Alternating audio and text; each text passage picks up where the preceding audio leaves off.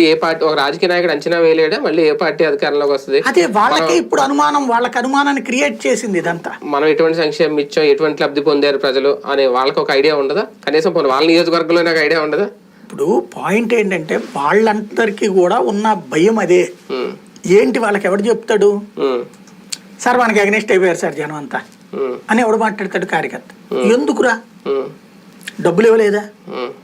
లేకపోతే పథకం ఇవ్వలేదా?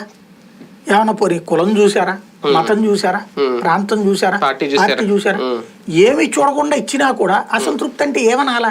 ఎక్కడి నుంచి వచ్చింది అది? అది ఇంకా ఎలాగ అసెస్ చేస్తారు వాళ్ళు మాత్రం? దానికి ఏంటి రీజనింగ్? పాయింట్ ఏంటంటే రీజనింగ్ లేవు. ఇప్పుడు ఇది ఒక రకంగా చెప్పాలంటే భారతదేశ చరిత్రలో ఒక విచిత్రమైనటువంటి సమస్య ఆంధ్రప్రదేశ్ ఫేస్ చేస్తుంది. ఇప్పుడు గత 70 ఏళ్లలో ఎప్పుడూ ఇవ్వనన్ని పథకాలు ఇప్పుడు వచ్చినాయి. ఒక మనిషికి తన జీవితంలో ఒక 100 రూపాయలు 200 రూపాయలు క్యాష్ ఇవ్వడం ప్రభుత్వం జీవితంలో లేదు.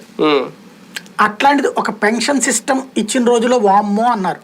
75 రూపాయలు అది 3 నెలలకు ఒకసారి ఇచ్చేవాళ్ళు. గుర్తుంది కదా? 250 రూపాయలు 3 నెలలకు ఒకసారి చంద్రబాబు టైంలో ఇచ్చేవాళ్ళు.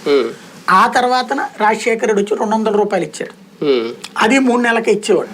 600 రూపాయలు చెప్పుని తీసుకునేవాడు. ఆ తర్వాత చంద్రబాబు నాయుడు వచ్చి 1000 రూపాయలు చేసాడు నెలకి.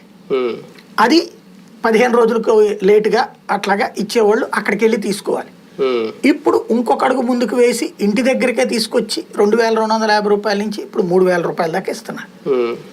ఇంతకు మించి అంటే ఇంకా డబ్బులు పెంచాలి. వాళ్ళ కోరిక పెంచుతారు వీళ్ళు, కానీ అది కాదే.